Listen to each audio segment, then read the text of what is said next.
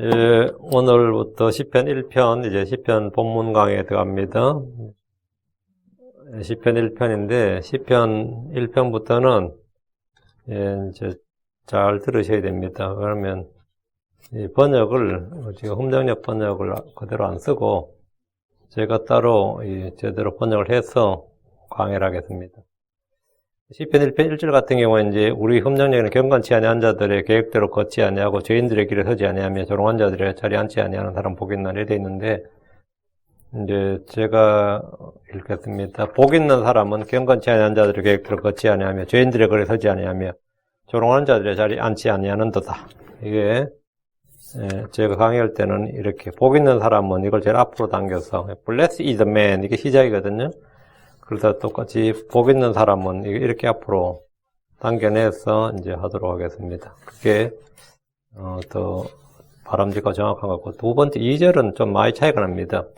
그는 주의 율법을 기뻐하며 그분의 율법을 밤낮을 묵상하는도다 이래 돼 있는데, 그는 이제 복 있는 사람이겠죠. 근데 이거는 이제 킹잼성이 그렇게 돼 있지 않습니다. But his delight is in the law of Lord 이래 돼 있어요. But 그러나 그의 즐거움은 주의 법 안에 있으며 또 그분의 법 안에서 밤낮으로 그가 묵상하는도다. 이게 2절입니다. 이렇게 이제 저희가 이대로 이제 고쳐서 하고, 3절을 또 그는 물 있는 강들 옆에 심겨진 나무, 제철에 열매 맺는 나무 같아서 그 잎새기 또한 시들지 아니하리라. 또 그가 무엇을 하든지 번성하리라. 이렇게 됩니다. 강의를 잘 들으시고, 시편은 정확히 이제 킹제임스 성경에서 직역을 해서 강의를 하도록 하겠습니다. 그렇지 않으면 나중에 사고 쳐야 되기 때문에, 사실 지금까지도 그렇게 해왔어야 되는데, 사실 이제 그렇게 못했고, 시편은 그렇게 하도록 하겠습니다. 그렇게 알고, 먼저, 합독을 못하겠네, 그러면. 이제 제가 미리 내줘야겠구나, 이거 알겠습니다. 하여튼, 잠깐 기도하고 시작합시다. 위대하시고 거룩하신 주 하나님 감사합니다. 하나님께서 함께 도우시고 능력 부시고 간구하며 주의 영을 충만케 하시기를 원합니다. 전능하신 주 하나님께 더 복을 주셔서 시편 강의를 통해서 저희가 다윗과 같은 그런 묵상의 사람이 되기를 원하고, 또 아버지는 주의 말씀을 삼하고 주의 법을 사랑하고 또 주께서 주신 모든 것들을 저희가 잘 받아서 누릴 수 있도록 해주시길 간구합니다. 전능자주 하나님, 은혜의 불의에서 이 말씀이 한 책에 기록된 그대로 저희 마음판에도 기록하여 주시고, 주의 성령께서 이 일을 참 저희 마음속에 이루어 주시길 원합니다. 주의 영께서 참 이 영이신 또 생명이신 말씀을 저희 속에도 풍성히 가하게 해주시고, 단단히 박힌 목과 같이 그렇게 저희 마음속에 견고하게 또 자리 잡게 하여 주시고 뿌리 내리게 해주시길 원합니다. 전능하시신 아버지 하나님, 지혜와 계시를 주시고 총명을 주시고 깨닫는 마음을 주시길 간구합니다. 아버지 하나님, 은혜와 권능과 찬양이 넘치하시고 마음의 기쁨과 자유와 안식과 참된 위로와 권능이 함께하여 주시옵소서. 주께서 저에게 늘 빛을 비춰주신 같이 이 시간도 마음속에 성령의 조명 또 말씀의 빛을 허락해 주십시오. 감사드리며 주의 성기도 합니다. 아멘. 오늘 복 있는 사람은 이제 이 시편의 시작이, 시편 1편 시작이 복 있는 사람은 이렇게 시작됩니다. 우리 성경에는 이제 복 있는 사람은 이렇게 시작 안 하는데, 복 있는 사람은 이렇게 시작돼요. Blessed is the man. 복되도다 그 사람이요. 그게 누구냐면 그 대디야. 복되도다 그 사람이요. 이렇게 돼요. 복 있는 사람은 어떠다 이러죠. 시편에는 blessed란 말이 총 45번 나옵니다. 하나님은 첫 사람을 창조하시고 복을 주었습니다. 하나님은 세상을 심판하신 후에 구원받은 노아와 그의 가족에게 복을 주었습니다. 하나님 아브라함을 부르시고 복을 주었습니다. 주께서 새로운 시작을 하실 때마다 그 사람에게 주님이 제일 먼저 하신 일이 복을 주신 겁니다. 이 현 세상의 시작에서 아담이죠. 복을 주었어요. 하나님께서 이 현 세상을 멸하시고 이 옛 세상을 멸하시고 노아로 새롭게 시작할 때 노아에게 뭘 주셨겠어요? 그러면 복을 주셨습니다. 다음은 아브라함, 한 사람 아브라함 불러서 새로운 시작을 하셨죠. 그때 아브라함에게 복을 주셨어요. 주께서는 새로운 시작을 하실 때마다 그 사람에게 복을 주십니다. 당연히 예수 그리스도는 복된 자죠. the blessed입니다. 사람은 주의 복을 받음으로 새로운 삶, 행복한 삶이 시작될 수 있습니다. 출애굽한 이스라엘은 주께 복을 받은 민족입니다. 민수기 6장 4절에 주께서 내게 복을 주시고 너를 지키시길 원하며 했는데 그리스도인들 역시 그리스도 안에서 하늘에 저소들에 있는 모든 영적인 복으로 복을 받았습니다. 우리는 복 있는 사람, 복된 사람입니다. 하나님께서 자기 백성으로 삼으신 사람들은 복된 자들이고 행복한 자들입니다. 신명기 33장 29절에 오 이스라엘이여 너는 행복한 자로다. 오 주께서 구원하신 백성이여 누가 너와 같으리요. 그분은 너를 돕는 방패시요 내 뛰어나며 칼이시로다. 그 찬양의 책인 시편은 복 있는 사람으로 시작한다는 겁니다. 성경에서 욥기, 시편, 잠언, 전도서, 솔로몬 노래 이렇게 5권을 시가서 이렇게 부르는데 시가서라고 부르는데 욥은 의롭고 올바른 사람, 의롭고 곧바른 사람, 또는 순전한 사람 이렇게 나옵니다. 욥은 그렇게 나오고 그럼 마귀의 시험으로 그의 삶은 불행한 사람, 불행한 날들을 보냈다가 인내로 견딤으로써 주께 2배 복을 받아서 말년 마지막에 복된 사람이 되었습니다.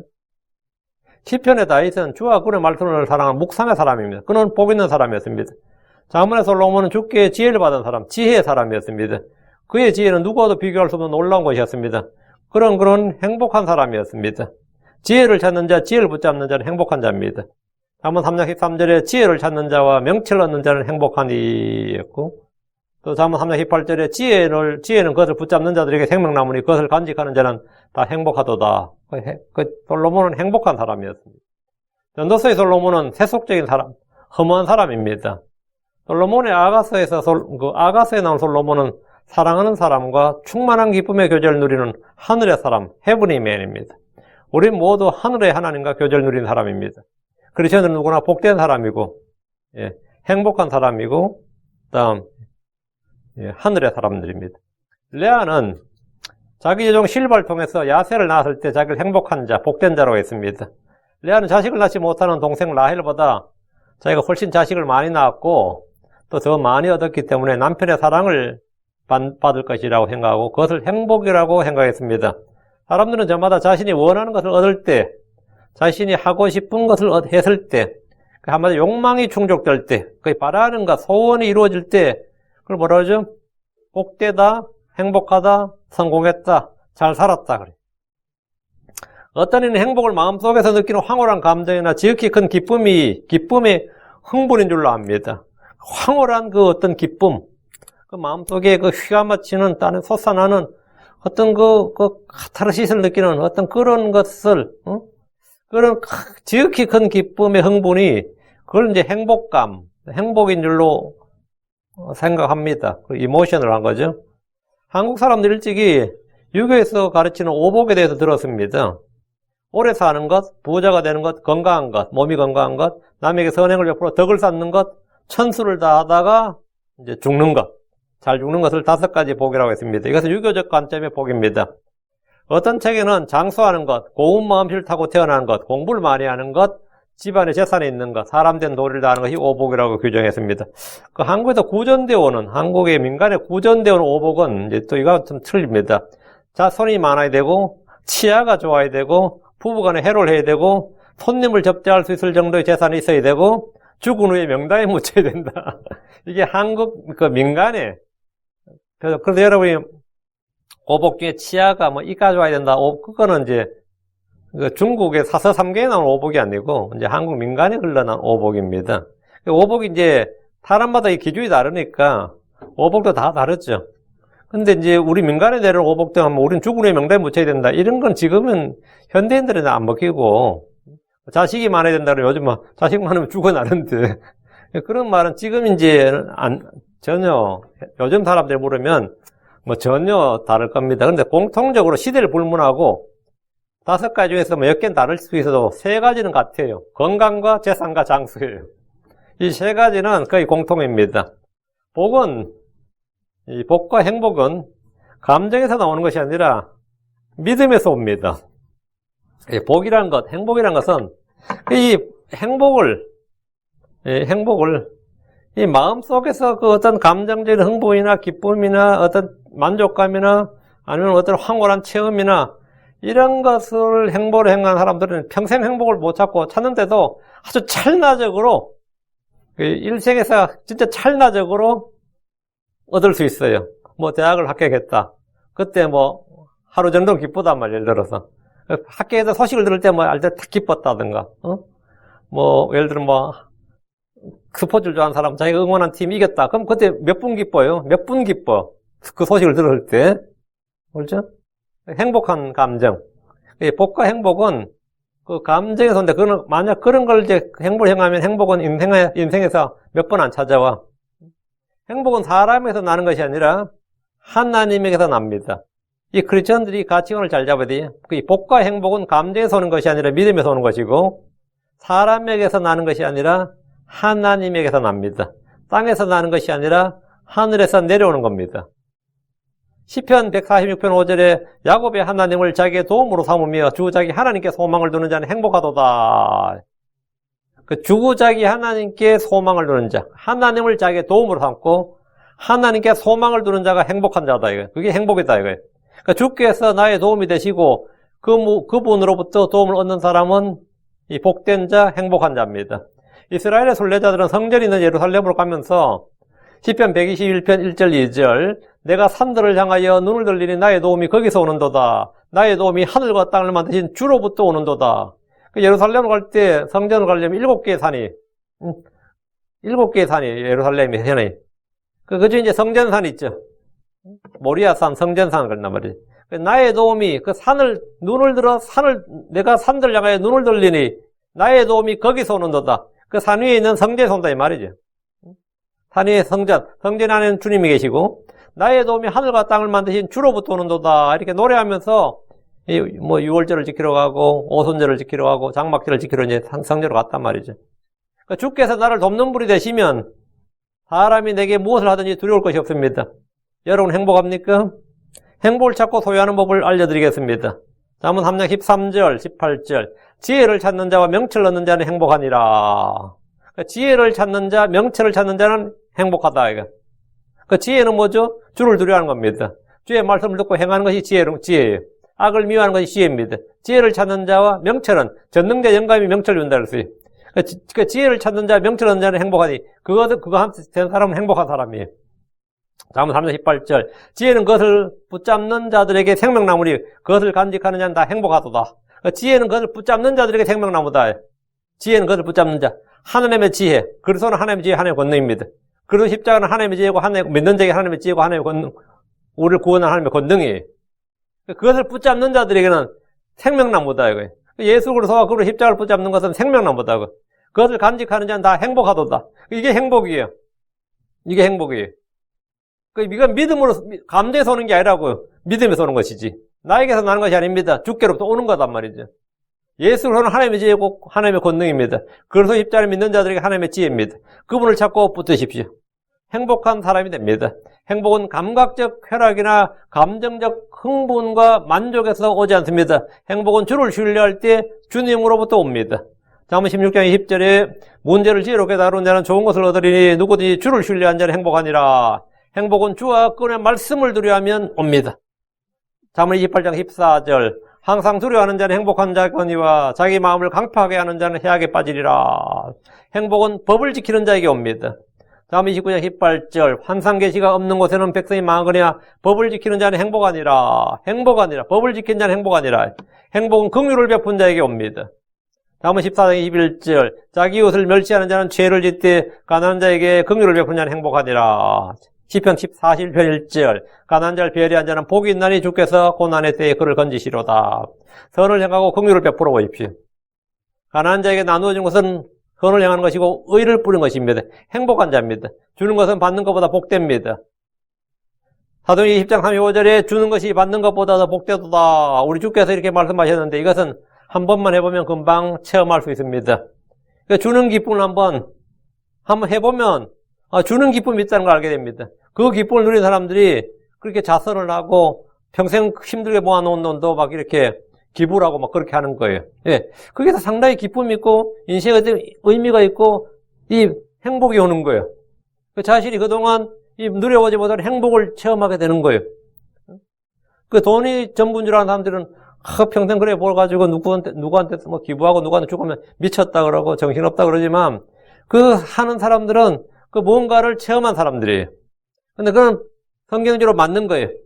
자기 이웃을 가난한 자에게 긍휼을 베푼 자는 행복 아니라 가난한 자를 배려한 자는 복이 있나니. 가난한 자를 긍휼히 여기는 자, 가난한 자를 배려한 자 해보면 알 수 있습니다. 또한 주의 말씀을 알고 행한 자는 행복합니다. 요한복음 13장 17절에 너희가 이것들을 알고 그것들을 행하면 행복하니라. 이게 행복이에요. 의로 인하여 고난을 당한 자들, 그리스도 이름으로 인하여 비방을 받으면 그는 행복한 자입니다. 자, 본문 보겠습니다. 복 있는 사람은 경건치 아니한 자들의 계획대로 걷지 아니며 죄인들의 길에 서지 아니며 조롱하는 자들의 자리에 앉지 아니하는도다. 복 있는 사람은 경건치 아니한 자들의 계획대로 걷지 않습니다. 복 있는 사람은 죄인들의 길에 서지 않습니다. 복 있는 사람은 조롱한 자들의 자리에 앉지 않습니다. 여기서 말하는 복은 하늘의 복, 하늘의 처소들에 있는 영적인 복입니다. 율법의 저주 아래 있는 사람들은 복 있는 사람이 아닙니다. 죄 아래 있는 사람은 복 있는 사람이 아닙니다. 핍박 아래 있는 사람, 수고하고 무거운 짐을 진 자들은 복 있는 사람이 아닙니다. 예레미야 예가 5장 5절에 우리의 목이 핍박 아래 있으므로 우리가 수고해도 안식하지 못하나이다. 그들은 복 있는 사람이 아니었습니다. 주를 신뢰한 사람이 복이 있습니다. 자기 죄가 가려지고 주께서 불벌 인정하지 아니한 사람이 복이 있습니다. 주를 자기 하나님으로 삼고 그분께서 자신의 상속유업으로 택하신 백성이 복이 있습니다. 가난한 자를 배려하는 자, 주의 집에 거하는 자들, 주 안에서 힘을 얻는 자들, 즐거운 소리를 아는 백성, 주의 법으로 가르치는 사람, 의를 지키는 자들, 주를 두려워하며 그분의 명령들을 크게 즐거워하는 자들, 주의 증언들을 지키고 온 마음으로 그분을 찾는 자들, 그분의 길들로 걷는 모든 자는 복이 있습니다. 시편이 말하는 복이 있는 사람은 부자나 권세자나 명망가들, 학자들, 정치인들, 예술가들 그런 사람들이 아닙니다. 소위 말하는 슈퍼스타들, 영웅들이 아닙니다. 하나님 우리에게 복을 주시기 위해서 자신의 아들 예수 그리스도를 보내셨습니다. 주께서 아브라함을 부르시고 복을 주시면서 사도행전 3장 25절에 내 씨 안에서 땅의 모든 족속들이 복을 받으리라 이렇게 말씀하셨는데 내 씨 안에서 땅의 모든 족속이 그러니까 내 씨가 누구냐? 예수 그리스도죠. 땅의 모든 족속들이 그럼 그건 나도 포함되는 거죠. 내 씨 안에서 예수 그리스도 안에서 땅의 모든 족속들이 복을 받으리라 이렇게 말씀하셨는데 여기서 내 씨란 주 예수 그리스도입니다. 그래서 사도행전 3장 16절에 하나님께서 자신의 아들 예수님을 일으키시고 죽음에서 죽은 자들로 일으키시고 너에게 복을 주시기 위해서 그분을 먼저 너에게 보냈어. 너에게 복을 주시기 위해서 그 예수님을 이 땅에 보내신 것은 우리를 구원하시기 위해서 우리에게 영원한 생명을 주시기 위해서 다 맞죠?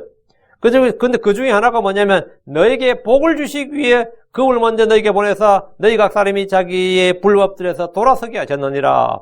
주께로 돌아선 사람 즉 믿음에 속한 자들은 모두 복을 받았습니다. 복을 받습니다. 갈라디아 3장 9절에 그런 적이 이와 같이 믿음에 속한 자들은 믿음이 충만한 아브라함과 함께 복을 받느니라. 믿음에 속한 자들 누구예요? 믿음에 속한 자들, 예, 믿는 자들 말. 그리스도께 속한 자들, 크리스천들 말이에요. 영에 속한 자들, 성령에 속한 자들 하면 성령을 받은 사람들, 성령 안에 있는 사람들. 믿음에 속한 자들은 믿음이 충만한 아브라함과 함께 복을 받느니라. 우리는 전부 다 아브라함의 복을 받은다. 아브라함의 복을 받았대. 하나님 아브라함을 복 주신 것처럼 우리에게 아브라함의 복을 주신 그대로 그 복을 우리에게 주셨다 이거. 왜? 내 씨 안에 땅의 모든 족속들이 복을 받으리라 했단 말이죠. 그러니까 아브라함의 복이 그리스도를 통해 우리에게 그대로 전달되었습니다. 우리가 육신의 출생을 통해서 아담의 죄, 아담의 불로 아담의 갖고 온 그 죄와 사망이 우리에게 그대로 전달된 것처럼 내가 이 믿음에 속한 자들은 아브라함의 복이 예수 그를 통해서 우리에게 그대로 전달되고 이게 뭐냐면 상속이에요. 이게 상속이에요. 우리는 약속의 상속자들인데 하나님께서 아브라함에 주신 약속, 그 복된 약속 이런 것들이 전부 우리에게 전달된 거예요. 그대로. 그래서 갈라디아 3장 14절에 이것은 아브라함의 복이 뭐예요? 하나님께서 아브라함에 주신 창세기 12장에서 주신 복이 있죠. 창세기 15장에 나오고. 그러니까 이것은 아브라함의 복이 예수 그리스도를 통해 이방인들 위해 임하게 하시고 또 우리가 믿음을 통해 성령을 약속으로 받게 하려 하심이니라. 그러니까 아브라함의 복이 예수를 통해서 이방인들 위해 임하게 하셨다. 오게 하셨다. 예. 그러니까 하나님 우리에게 모든 영적인 복을 주셨습니다. 하늘의 복은 예수 그리스도를 통해서 우리에게 옵니다. 이게 에베소 1장 3절이에요. 하늘들의 저소들의 모든 영적인 복으로 우리에게 복을 주셨으니 이 땅에서 아무리 잘나고 뛰어난 사람이라도 예수를 믿지 않는 사람들은 이미 정죄를 받았습니다. 어떤 사람들은 이번 생이 망했다 그럽니다. 이번 생은 망했다, 틀렸다, 저주받았다. 삶이 조금 더 행복하지 않았다. 이렇게 불평합니다. 들어보면 정말 사정이 딱한 사람도 있고 별로 사정이 딱해 보이지 않는데 그런 사람도 있고, 어릴 때부터 행복을 인생의 목적인 줄로 알고 행복을 추구하던 사람들이 행복이 아닌 불행을 느낄 때 사람은 망가지고 허물 느낍니다. 좀 어린애들이 말이야, I'm not happy 하고 I'm unhappy 하면 부모가 철렁해요, 가슴이. 응? 뭐 흙수저로 태어났다, 이번 생은 틀려먹었다 하는 이들도 있습니다. 예수를 믿는데도 삶이 생각대로 흘러가지 않고 이런 원한대로 풀리지 않습니다.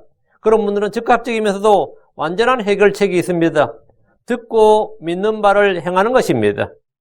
행위가 없는 믿음은 아무 유익을 주지 않습니다. 믿음도 행위가 없으면 죽은 겁니다. 믿는다고 하면서 행하지 않으면 자기를 속이는 겁니다. 성경은 말하기를 야고보서 1장 22절에 오직 너희는 말씀을 행하는 자가 되고 듣기만 하여 너희 자신을 속인 자가 되지 말라. 주의 말씀을 듣고 행하는 자가 되십시오. 그는 행하는 일에서 복을 받습니다. 행하는 일에서 복을 받고 알고 행하면 행복한 자다고요. 야고보서 1장 25절 누구든지 자유롭게 하는 완전한 법을 들여다보며 그 안에 거하는 자는 듣고 잊어버린 자가 아니요 그 일을 행하는 자니 이 사람 자기가 행하는 일에서 복을 받으리라. 행하는 일에서. 그러니까 주께서 나는 예수 믿는다. 그러면 믿는데도 영 불행하고 복을 받은 것 같지 않다. 그러면 문제가 뭐냐? 듣고 믿으면서 듣기만 하고 행하지 않는 겁니다. 믿는데 행함이 없어요. 그럼 당연히 불행합니다. 그 사람은 마음에 아무 만족감도 없고 성령 충만도 없고 은혜도 없고 없어요. 주의 말씀을 듣고 그분의 명령을 지키는 그게 필요합니다. 이거는 율법주의도 아니고 행위권도 아니에요. 이거는 성도들의 마땅한 의무고 특권입니다. 이건 복을 받는 일입니다. 하나님께 보상을 받는 일이고 그 일을 행할 때 우리는 충만한 은혜 또 성령 충만 이런 걸 경험할 수 있습니다. 다시 1절 복 있는 사람은 경건치 아니한 자들의 계획대로 걷지 아니하며 죄인들의 길에 서지 아니하며 조롱한 자들의 자리에 앉지 아니한도다. 그 불경건할 때 경건치 아니한 자들 이랬죠. 복 있는 사람은 경건치 아니한 자들의 계획대로 걷지 아니하며 불경건을 할 때 경건에 해당하는 단어는 영어 킹잼 성경의 godly 또는 godliness예요. 근데 이 우리 흠정역 성경은 이 godliness를 번역을 하나님의 뜻대로 이래 번역을 했어요. 완전히 그저 풀어버린 거죠. 근데 이 godliness가 뭐냐면 하나님의 또는 신성한이라는 뜻이죠. godliness 하면 우리말에서 이 경건이라는 사전적 의미는 공경하며 삼가고 엄숙하다. 그러니까 경건한 마음가짐으로 뭐 묵도하시겠습니다. 그런 거 하죠. 그러니까 그 사전적 의미가 그런 뜻이니까 이 godly하고 좀 안 맞단 말이지. 그래서 이렇게 번역을 경건이라는 단어를 이게 하나님의 뜻대로 이런 식으로 번역을 했는데 흠정력이 그렇게 번역했어요. 개역이나 한킹 그렇게 번역 안 하고. 근데 그렇게 하니까 ungodly를 번역을 못 하는 거야. ungodliness 이게 번역이 안 되니까 그 불경건이거든요. 경건치 아니한. 그건 전부 다 경건치 아니한으로 그대로 살려놨어. 경건, 불경건으로 이 반대말인데 불경건이 있는데 경건이 없는 거예요. 우리 이제 이 성경에. 우리 지금 이 흠정적. 지금 400주년 파이든 마제스틱 파이든 다 마찬가지. 이건 그냥 살려둬야 됩니다. 근데 성경과 우리말 사이에 의미적 간격이 상당히 크단 말이죠. 이 경건이라는 게 그럼 대체 어떻게 되느냐? 이런 때는 성경이 말하는 의미로 개념을 크리스천들은 성경적 의미로 재정의하고 정립해야 됩니다. 성경이 말한 사랑, 세상이 말한 사랑. 성경이 말한 의, 세상이 말한 의. 이게 같은 단어인데 개념이 다르단 말이지. 그렇죠? 성경이 말한 경건과 세상 국어사전에서 말한 경건은 다르다고. 아니면 새로운 단어를 만들어야 되는데 정확한 새로운 단어를 만들려면 경신이에요. 공경할 경자에 하나님 진짜. 경신. 경건이 아니라 경신이에요. 복 있는 사람은 경신치 아니한 자들의 경신이란 말은 안 쓴단 말이지. 이거 만드는 단어라고. 옛날에는 이 단어가 있었어요. 경천, 하늘을 공개한다. 경신, 신을 공개한다. 경애, 그런 거 있죠. 경애하는 지도자 동지. 경애, 경건, 이런데, 경신이라 해야 되는데, 경건치 아니한 자들이란 말의 뜻이 뭐냐면, 신을 공개하지 않는, 신을 믿지 않는, 신을 두려워하지 않는 이란 뜻이에요. 이게 경건치 않는이에요. 그럼 경건은 뭐예요? 그러면, 신을 공경하는, 신을 믿는, 신을 두려워하는 이 말이에요. 그게 경천사상이에요. 하늘을 두려워하는 이게 뭐라고요? 경천. 하늘을 섬긴다, 하늘을 두려워하면 경천, 그래요. 그럼 경신, 경건 이게 뭐냐면 하나님을 공경하는, 하나님을 믿는, 하나님을 두려워하는. 경건치 아니한 자들하면 경건하다는 말인지 알겠죠? 하나님 믿고 공경하고 두려워한다 이 말이에요. 노아 홍수 때 멸망한 사람들, 노아 홍수 때 다 그 물에 다 멸망한 사람들을 성경이 뭐라 돼요? 죄인들, 뭐 아니면 뭐 이렇게 죄인들이다. 그런데 성경이 뭐라 되어 있어요? 노아 홍수 때 멸망한 사람들, 경건치 않는 사람들 이렇게 되어 있어요. 베드로서 2장 5절에 옛 세상을 아끼지 않으시고 오직 의의 선포자인 여덟째 사람 노아를 구원하시며 경건치 아니한 자들의 세상에 홍수를 내리셨고, 경건치 아니한 자들의 세상에 홍수를 내리셨고, 경건치 아니한 자들의 세상을, 노아 홍수 이전을 뭐라고요? 경건치 아니한 자들의 홍수, 경건치 아니한 자들의 세상. 그 말은 뭐예요? 하나님을 공경하지 않는, 하나님을 믿지 않는, 하나님을 두려워하지 않는 사람들의 세상, 이 말이에요. 아마도 우리 요즘 세상 간단하게 불신의 세상이지. 응? 불법의 세상이고, 법이 없는, 신을 두려워하지 않는 그런 세상이었다, 이 말이에요. 노아의 날들 하면 뭐 경건치 아니한 자들의 세상이라고요. 그럼 지금 어때요? 지금도 경건치 아니한 자들의 세상이죠. 지금 뭐 21세기가 경건치 아니한 자들의 세상이지, 거의. 소돔과 고모라에서 멸망한 사람들을 성경은 뭐라 했냐? 경건치 아니한 자들 이렇게 말합니다. 베드로서 2장 6절, 소돔과 고모라의 도시들을 뒤엎으심으로 정죄하사 죄가 되게 하여 그 뒤에 경건치 아니하게 살 자들에게 본보기로 삼으셨으며, 경건치 아니하게 살자. 경건치 아니하게 살자 뭐죠? 예, 하나님을 공경하지 않고 믿지 않고 두려워하지 않는 자들 이 말이에요. 경건의 의미를 정확히 아셔야 됩니다. 내일 또 이거 4, 5, 6절이 이거거든요. 경건 주제가 경건이거든. 경건. 주의 심판을 믿지 않는 자들이 경건치 아니한 자들이다 이 말입니다. 주의 심판을 믿지 아니한 자들. 주의 두려움이 없고 주의 심판을 믿지 않고, 네가 천벌이 두렵지 않느냐? 하늘이 무섭지 않느냐? 안 무서워. 이게 경건치 않은 자들이라고요. 하나님이 두렵지 않느냐? 나 안 두려워. 너는 심판이 두렵지 않느냐? 지옥이 두렵지 않느냐? 안 두려워. 왜? 안 믿으니까. 그게 경건치 아니한 자들이라고요. 근데 내가 크리스찬 아니지만 솔직히 좀 찜찜하고 두렵다. 그게 약간 경건기가 있는 거예요. 그게 그런 사람들은.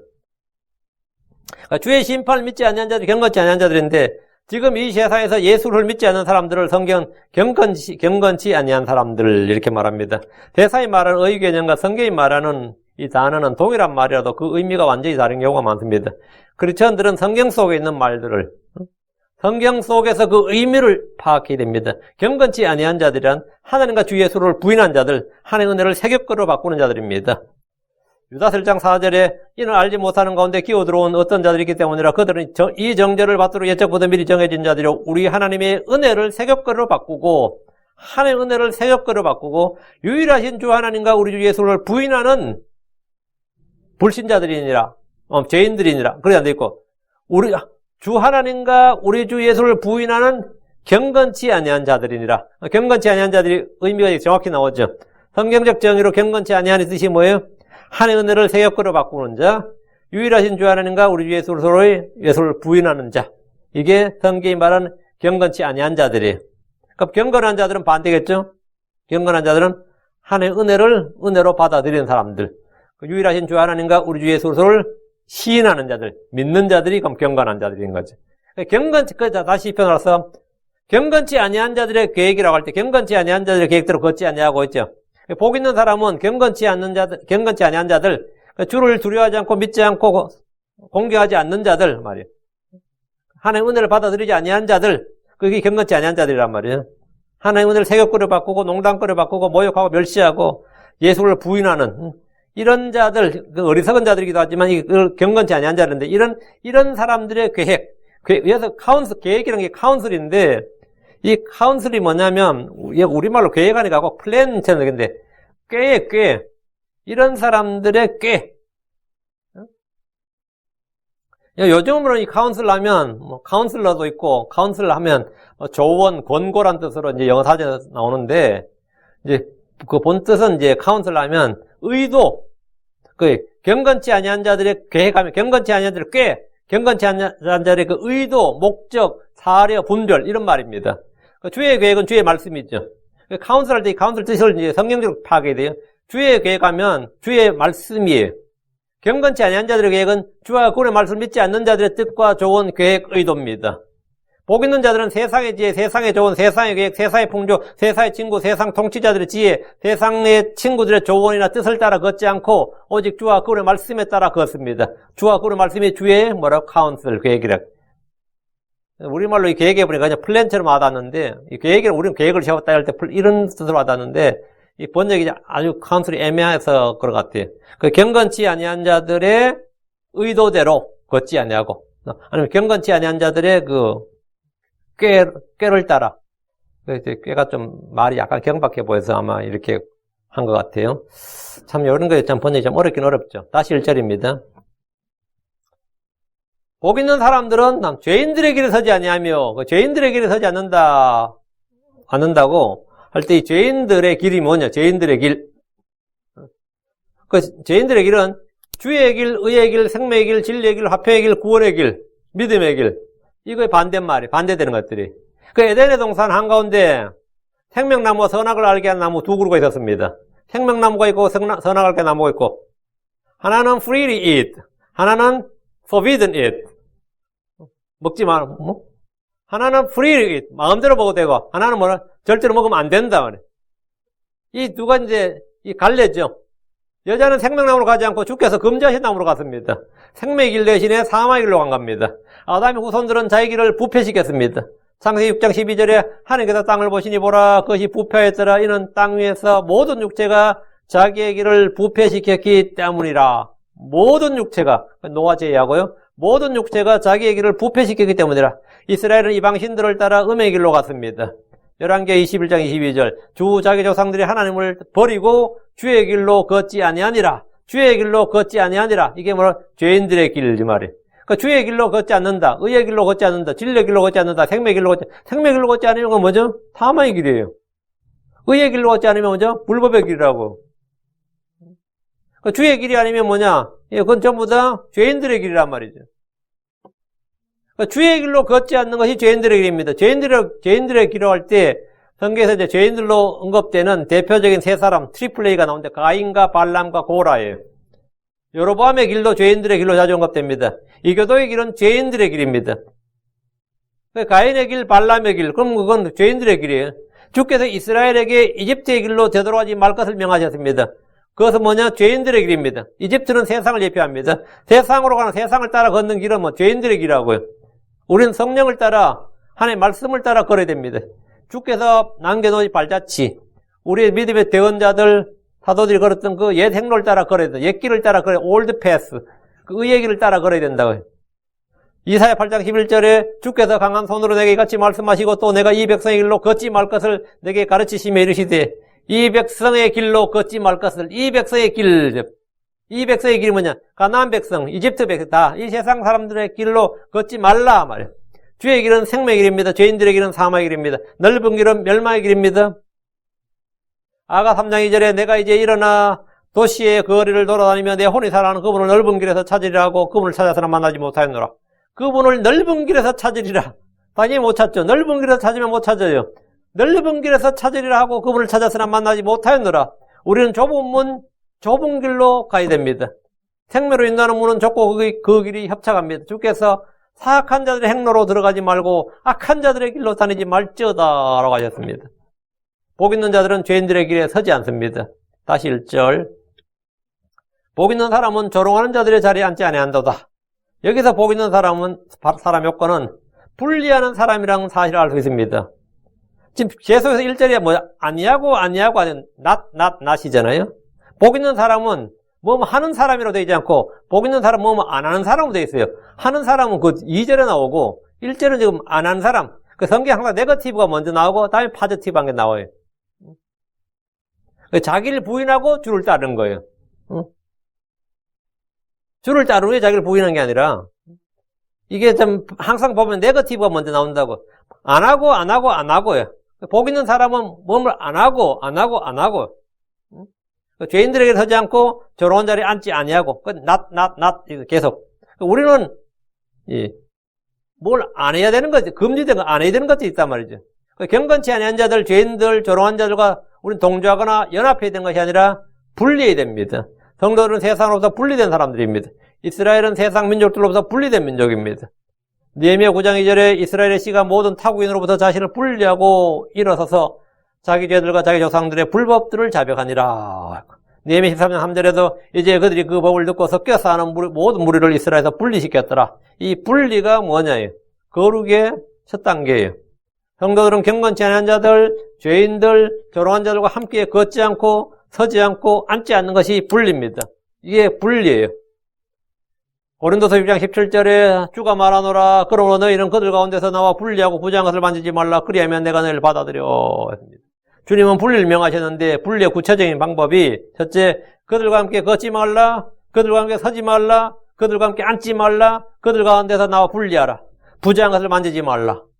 이것이 바로 뭐냐? 주님께서 명하신 것들입니다. 이게 복 있는 사람들이 해야 될 일입니다. 함께 걷지 말라. 함께 서지 말라. 함께 앉지 말라. 한마디로 뭡니까?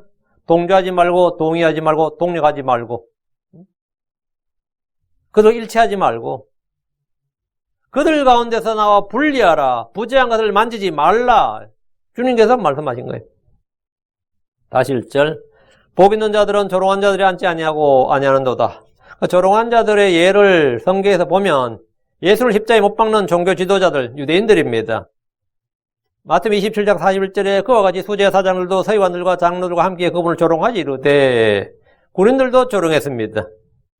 마태복음 27장 29절 그들이 가시나무로 관을 엮어 그분의 머리에 씌우고 갈대를 그분의 오른손에 쥐어주며 그분 앞에서 무릎을 꿇고 그분을 조롱하며 이르되 그분을 조롱하며 이르되 만세의 유대인들의 왕이여 하고 예수님은 체포되신 후부터 죽을 때까지 계속해서 사람들로부터 조롱을 받으셨습니다.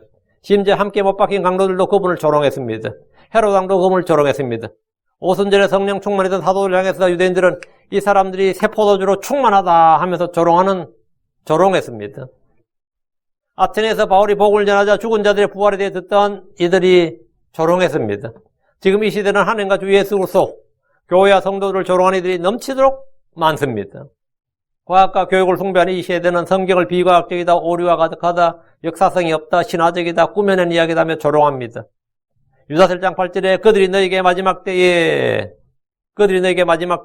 자기들의 경건치 아니한 정욕대로 걷는 조롱한 자들이 있을 것을 알려주었는데 자기들의 경건치 아니한 정욕대로 걷는 조롱한 자들, 우리는 그런 무리들과 보조를 맞추고 동조해서는 안 됩니다. 조롱하는 자들이 아무리 조롱해도 하나님은 조롱당하지 않습니다. 갈라디아 6장 7절에 속지 말라. 하나님 조롱당하지 아니하시나니 사람이 무엇을 심는지 또한 그것을 거두리라. 하나님은 조롱당하지 않는다. 하나님은 마킹당하지 않는다. 우리는 주께 복을 받은 복 있는 자들입니다. 2절로 하면 2절.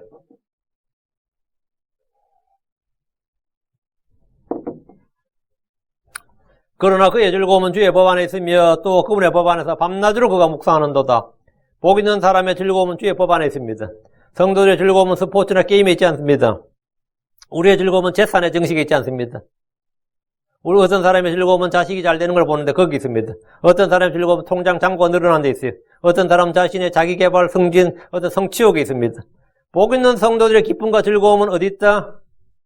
But his delight is. 그러나 그의 즐거움은 어디 있다? 그러나 그의 즐거움은 in the law of Lord. 주의 법 안에 있나이다. 복 있는 성도들의 기쁨과 즐거움은 주의 법에 있습니다. 즐거움은 주 앞에 주의 오른쪽에 있습니다. 시편 16편 11절에 주께서 생명의 행로를 내게 보이시니 주 앞에는 충만한 기쁨이 있고 주의 오른쪽에는 영원토록 즐거움이 있나이다. 주의 오른쪽에는 영원토록 즐거움이 있다. 주의 오른쪽에 누가 있어요? 주 예수님 있죠. 왕좌 오른편 주 예수님 있어요. 주님께 뭐 영원토록 즐거움이 있다고. 복 있는 사람들은 주를 즐거워합니다. 시편 104편 34절 내가 그분을 묵상합니다. 고발이 내가 주를 즐거워하리로다. 내가 주를 즐거워하리로다. 복 있는 사람은 그분의 명령들을 즐거워합니다. 시편 112편 1절 너희는 주를 찬양하라. 주를 두려워하며 그분의 명령들을 크게 즐거워하는 자는 복이 있도다. 그분의 명령들을 크게 즐거워하는 자. 시편 119편 47절 내가 지금까지 사랑한 주의 명령들을 스스로 즐거워하며 주의 명령들을 즐거워한다. 그 주의 말씀은 즐거운 말들입니다. 대언자 예레미야를 보십시오.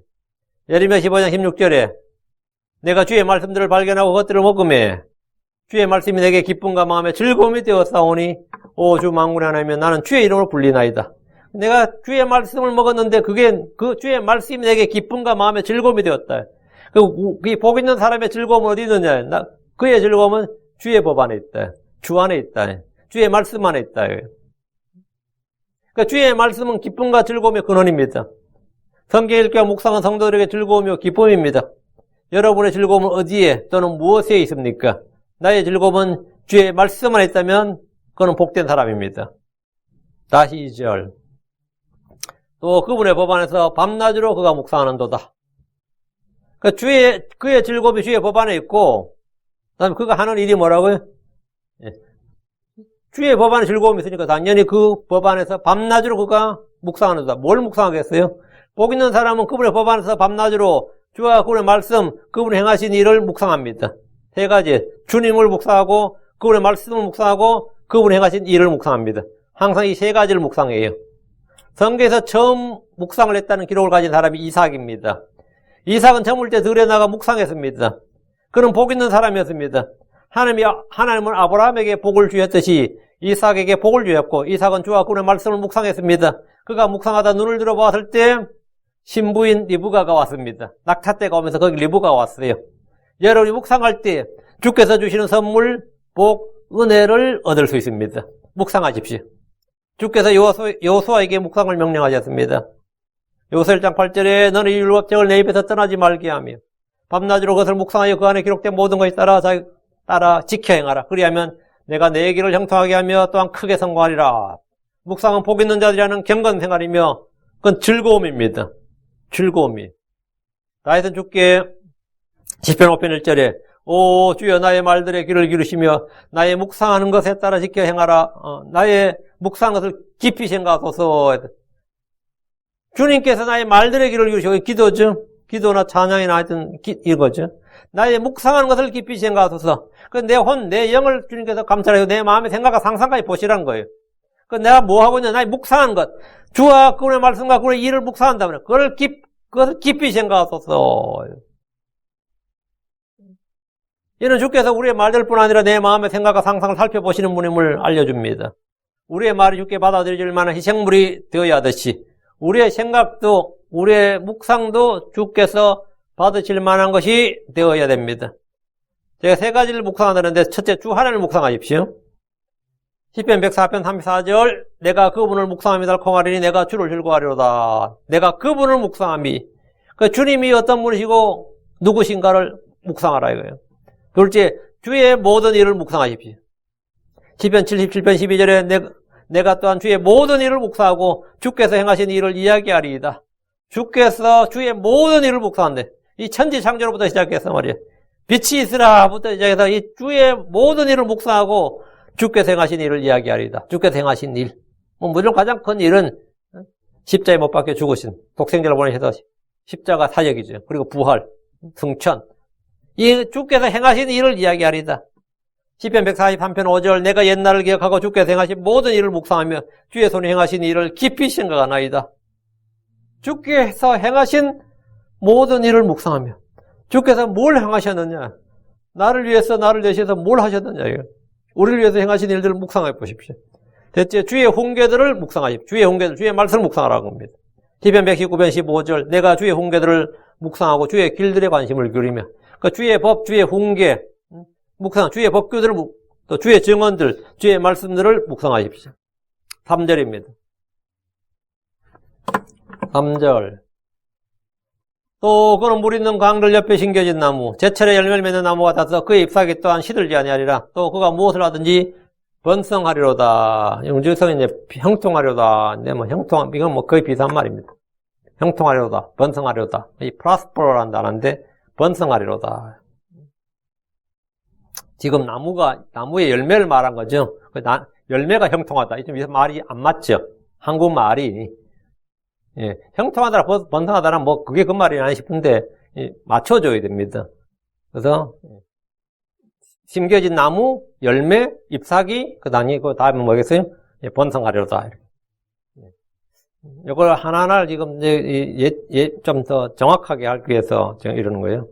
1절은 복 있는 사람이 하지 않는 것들, 2절은 복 있는 사람이 하는 것들이라면 3절은 복 있는 사람들의 상태, 복 있는 사람들의 결과예요. 복 있는 사람들은 강들 옆에 심은 나무와 같습니다. 누가 심었어요? 하나님 심으셨죠. 그럼 나무가 주어가 되면 뭐죠? 심기운 나무가 되죠. 나무를 비롯해서 식물들이 가장 중요한 것은 뭡니까? 물입니다. 동물에게서 가장 중요한 게 물이에요. 물이 없으면 아무것도 안 돼. 왜 사막에 못 살아요? 물이 없어서 못 사는 거예요. 땅은 있는데 물이 없는 거예요. 거긴 산도 있고 들도 있는데 물이 없어. 그럼 아무것도 아니에요. 물이 없으면 나무는 말라 죽습니다. 광야나 사막의 넓고 넓은 땅에 아무런 풀도 나무도 자라지 못하는 것은 물이 없기 때문입니다. 햇빛도 있고 흙도 있고 근데 뭐가 없다? 물이 없단 말이에요. 근데 거기에 물만 흐르면 뭐가 되는 거죠? 아주 좋은 땅이 되는 거죠. 좋은 땅과 나쁜 땅의 차이는 물의 유무에 달려 있습니다. 물이 풍부하지만 풀이나 나무가 자랄 수 없는 땅이라면 그건 뭐예요? 그 땅은 기온의 문제입니다. 시베리아 땅, 엄청 벌판이 완전히 넓고 넓은 땅인데 뭐가 문제예요? 땅은 있고 물도 있는데 뭐가 없어요, 거기는? 온도, 기온이 안 맞죠, 그거는. 지금 전 세계는 급격한 사막화로 식물이 자랄 수 있는 땅이 점점 줄어들고 있습니다. 식물이 살 수 없는 곳은 동물이나 사람도 살 수 없습니다. 식물이 못 살면 아니, 동물이 못 살고, 동물이 못 살고 사람도 살 수 없어요. 물이 생명의 원천 중에 하나입니다. 하나님 이스라엘을 나무에 비유하셨습니다. 하나님 이스라엘을 묘목, 나무, 포도나무, 올리브나무, 나무, 포도원, 나무에 비유하셨어요. 가나안 땅을 포도원이면 이스라엘은 뭐라? 그 묘목이라고, 나무라고. 좋은 나무를, 주님께서 좋은 포도나무를 심었다. 주님은 농부시고. 가나안 땅은 이 강가의 동산입니다. 그들은 물가에 심겨진 나무들입니다. 민수기 46절에 그들이 골짜기가 짚어지고 강가의 동산 같으며 주께서 심으신 알로에 나무 같고 물가의 백향목 같도다. 이게 하나님께서 복 주신 이스라엘이에요. 주께서 심으신 알로에 나무, 강가의 동산, 물가의 백향목. 그럼 엄청나게 잘 자라겠죠. 물 있는 강들 옆에 심겨진 나무들로 성경 보면서 가장 유명한 예는 에스겔 47장 12절, 계시록 22장 1, 2절입니다. 천년왕국의 예루살렘에는 왕자에서 물이 흘러나오고 그 물이 강을 이룹니다. 그 왕자에서 흘러나온 물이 동쪽과 서쪽으로 갈라져 나가요. 하나는 사해로, 하나는 지중해로. 그 강가에 자라는 나무는 잎 사이가 시들지 않고 열매가 없어지지 않습니다. 그 에스겔서 47장 12절에 또 그 강가의 둑 위에는 이쪽과 저쪽에 먹을 것을 맺는 모든 나무가 자라되 그것들이 잎 사이가 시들지 아니하며 열매가 없어지지 아니하리라. 그것이 자기의 달들에 따라 새 열매를 맺으니 이런 것들이 자기들의 물들을 성소에서 내었기 때문이라. 그것들의 열매는 먹을 것이 되며 잎사귀는 약이 되리라. 아주 좋은 나무가 1년 44철 열린다는 거예요. 열매는 먹을 것이 되고 잎사귀는 약이 된다. 이런 성소에서 물이 나오는데 이 성소가 물의 원천지 수원지가 되고 그래서 물이 나서 강을 이루는데 강이 엄청 큰 강을 이룬 거예요. 지금 뭐 이집트로 말하면 나일강을 그들은 뭐 아주 신성시하잖아요. 또 인도는 겐지스강.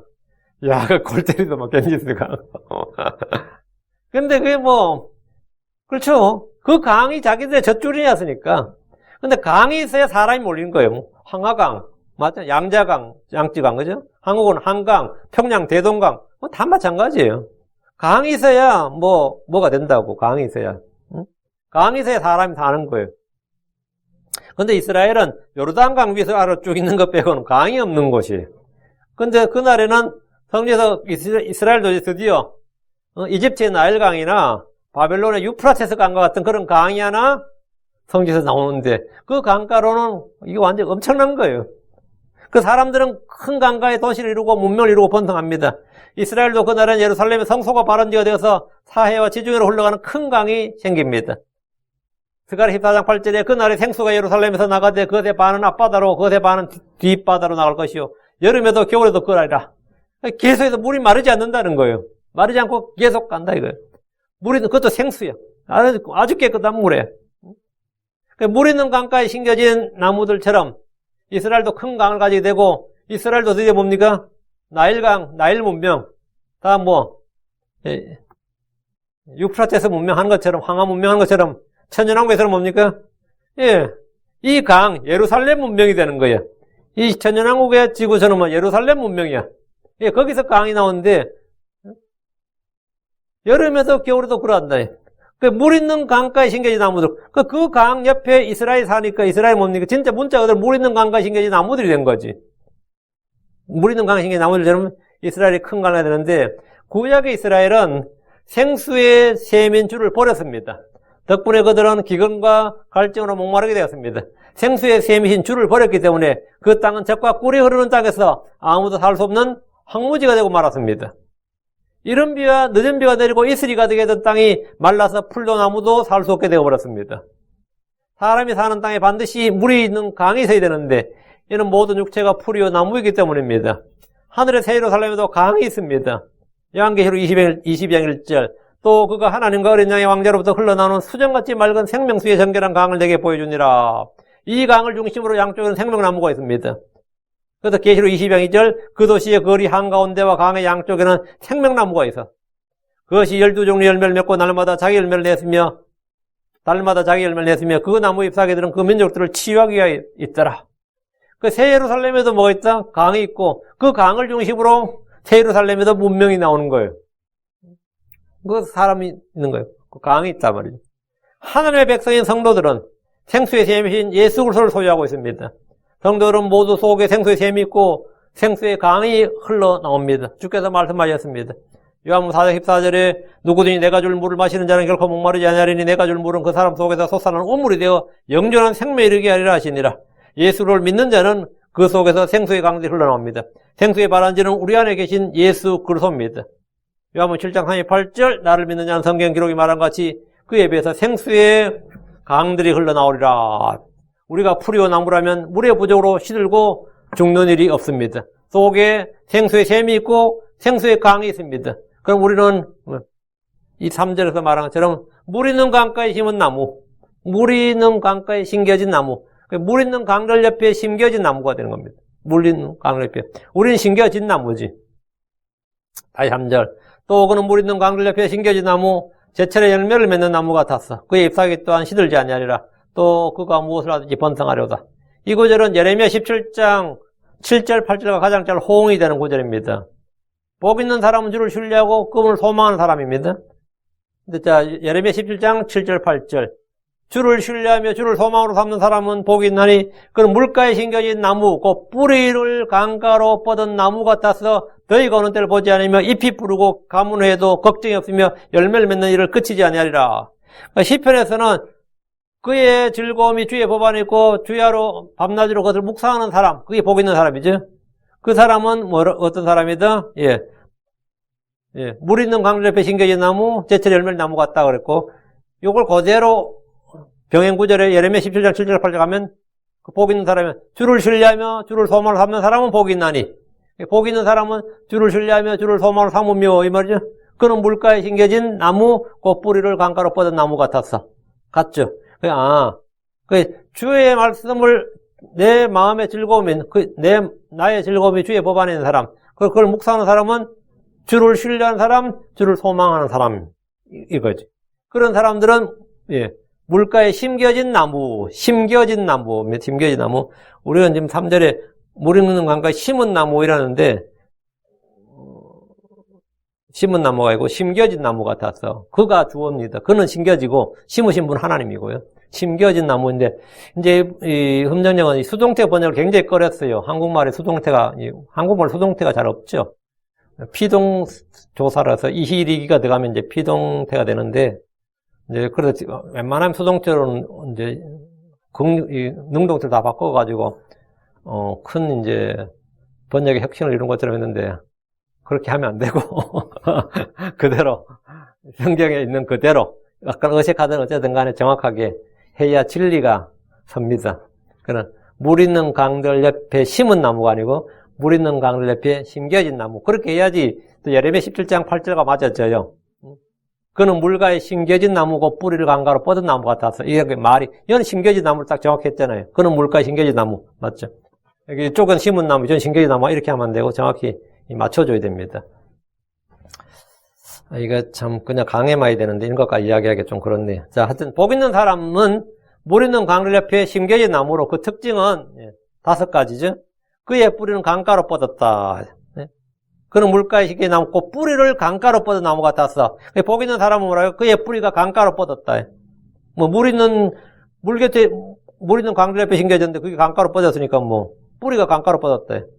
이거는 덕분에 더위에도 잎이 시들지 않고 푸르다. 거의 가뭄에 해를 입지 않는다 이 말이에요. 가뭄에 해를 입지 않는다. 세 번째, 가뭄이 와도 아무 걱정이 없다 이거예요. 열매 맺는 일을 그치지 않는다.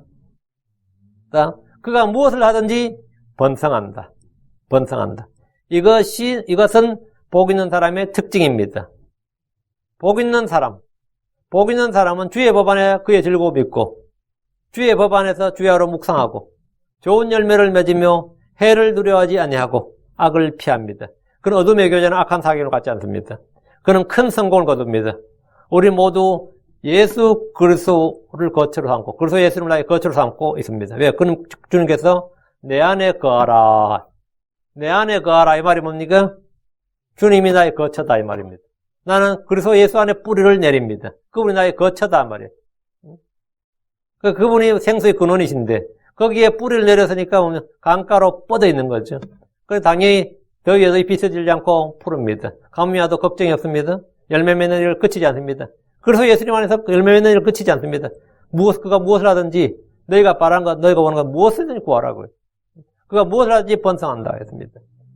주님께서 내 안에 거하라 나도 너희 안에 거하라 하신 그날부터 우리는 그분 안에 심겨진 그분 안에 심겨진 물 있는 강들 옆에 심겨진 나무, 제철에 열매를 맺는 나무와 같은 그런 사람이 되었습니다. 이게 복 있는 사람이 되었다 이 말입니다. 우리가 바로 복 있는 사람이다. 내일 4절부터 6절은 내일 계속하겠습니다. 내일 오전에 누가복음 그리고 이어서 시편을 계속 강의하도록 하겠습니다.